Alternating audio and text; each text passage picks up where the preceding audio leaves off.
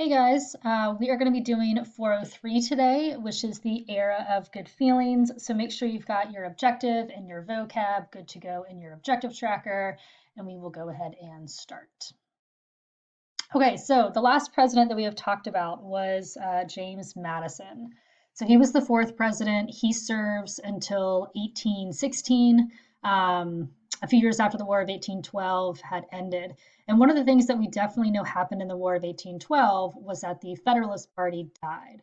Remember, there was the Hartford Convention where they talked about possibly leaving the country, making a separate peace agreement with Great Britain, and it made them look really bad. And the Federalists had already kind of been declining for a period of time. Well, after the Hartford Convention, they're basically done. So when we look at the election of 1816, we can see the Federalists are still dying out.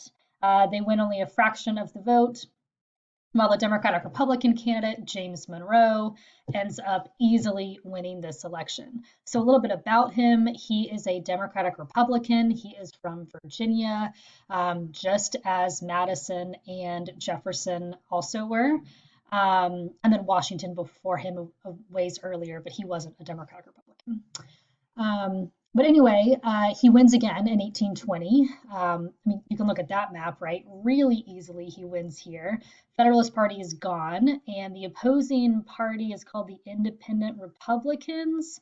They get one electoral vote, right? So what we're seeing here is that there's really only one major party, and while our country had been a two-party system, one of the parties died. And so now we're a one party system where we see way less political fighting going on. And we call this period the era of good feelings, just because there is less political fighting that's happening.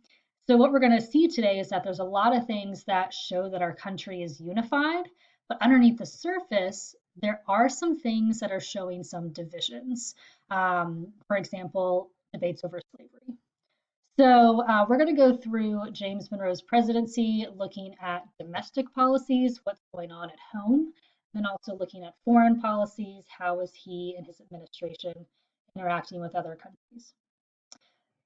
But before we get there, I want to do a few fun facts about our boy James Monroe. So he is a Revolutionary War veteran. He was young during the Revolutionary War, like I think probably early 20s, that kind of thing. And he was actually at the Battle of Trenton. Now, in this famous painting of George Washington right here, where we have him crossing the Delaware River, which we already know is wrong, right? Like this, he would not stand like that. That's super unsafe. It was in the middle of the night too, so there's no light in the background. Another wrong thing about this painting is that yes, James Monroe was at this battle, but he was not on the ship. And this painting is showing him right here. He actually crossed the river several hours before Washington, basically as a scout, to kind of see what the terrain was before Washington's men crossed. So yes, he was there, but he wasn't like with Washington. But he is the last of the Revolutionary era presidents, which basically means he's the last president to have been of age to fight in the Revolutionary War. Apparently, he was like super hot. I don't necessarily know if you want to agree with that. I mean, here's a picture of him right here. But apparently, he was really handsome, and he would like the ladies loved him. He also was the first president to tour the country as president. This was kind of a show of bipartisanship, which basically means like political parties getting along. But we already kind of know there was only really one party. There may have been a few leftover Federalists or people who didn't like him, but really, he needed something to do, was the real point of his tour. The White House was being rebuilt. Remember, it had just been burned down in the War of 1812. Sorry, and he didn't have anywhere to like be really, so he toured the country, which actually made people like him a lot, right? This is the first president actually showing his face to the American people. And then last fun fact, he died on July 4th, 1831, and he is actually not the only president to have died on July 4th. So did Adams and Jefferson, and even weirder, they died on the same day, like the year, like 1826. Both of these men died on July 4th within a few hours of each other. So pretty crazy. Okay, let's get into the meat of it. So we have our domestic policy to start with. So the goals of Monroe's domestic policy, right, like how he's going to interact with the American people, are to increase nationalism. We talked about this term in the 401, 402 notes, right? Increase unity among the country. And then he wants to lessen sectionalism. He wants to lessen any type of factors that are dividing the country. And we know because of the market revolution that the country is developing pretty quickly economically and they're making lots of money. But we see these different regions, right, like the North and the South and the West forming that could start to fight each other or increase sectionalism. So, Henry Clay, a guy that we'll talk about a lot in the coming objectives. Henry Clay is the Speaker of the House. He's an important congressman at the time. He comes up with a plan, an economic plan to really unite the country and to make sure the regions are all working together properly. So he calls his plan the American System. Think of it kind of as Hamilton's plan 2.0. So he wants to unite the country economically and like literally physically with like railroads and canals and stuff like that. So just like Hamilton's plan had 3 parts, so does the American system. It also has 3 parts. And actually, some of the parts are the same, but some are different. So let's go through the 3 parts of Clay's American system. First, we have protective tariffs, right? Remember, a tariff is going to make foreign goods more expensive, so people buy American goods. Well, this is going to help the northern region of the country start to make more money and make our manufacturing stronger. To make sure that the parts of the country are all connected, he wants to create what's called infrastructure. So money that's coming in from the tariffs, if people choose to buy goods or have to buy goods from other countries, money that's coming in from the tariff are going to go into infrastructure projects. Infrastructure is a fancy word for like roads and things like that. But back then, you're going to have canals, which are really popular, like Erie Canal. You're going to have federally funded highways, which there aren't cars yet, but like you have horses and carriage and stuff like that. That one's called the National Road. Is an important one in the American system. And you need a place to put all this money while you're using it to buy or to create infrastructure. And so Henry Clay renews the National Bank. Now, the National Bank that Hamilton made was set to expire. And Henry Clay was like, listen, I think we need this bank for another 20 years. Congress agreed, and they approved an extension of the National Bank. So that is Clay's American system. So things are looking good in the era of good feelings. You've got nationalism, and then there's a slight negative period called the Panic of 1819. It was basically caused, you can see the stuff in red there, it was caused by people borrowing too much money to buy Western land. We call that land speculation. But it's basically what that means. Speculation is people speculate or think they're going to get money off the land to pay back their loans, but they don't. So people couldn't pay their loans back. The banks are losing money. They go bankrupt. Any people who have their money in the banks lose their money. And it lasted several years, and it's actually our country's first depression. But in the end, it didn't really hurt Monroe's popularity because he's going to be reelected the next year anyway. Okay, and here is like the one real glimpse of sectionalism or this growing debate over slavery that is going to divide the country eventually. Here's where we really see that start. So, some background here. In 1819, Missouri wants to be a state, but they want to be a slave state, and that's a problem because there's a balance in Congress. There's like 11 slave states and 11 free states. So no one side, free or slave, has more power. But if Missouri joins, then it's going to throw off that balance. So Henry Clay, the same guy who made up the American system, and sometimes I show him as Captain America because he spends so much of his time really trying to keep America together. Henry Clay decides to come up with a compromise. It's called the Missouri Compromise. Basically, it does 2 things. One is it admits 2 new states. So Missouri becomes the 12th slave state right here. And then Maine is going to break off from Massachusetts and become the 12th free state. So this is good. We maintain our balance.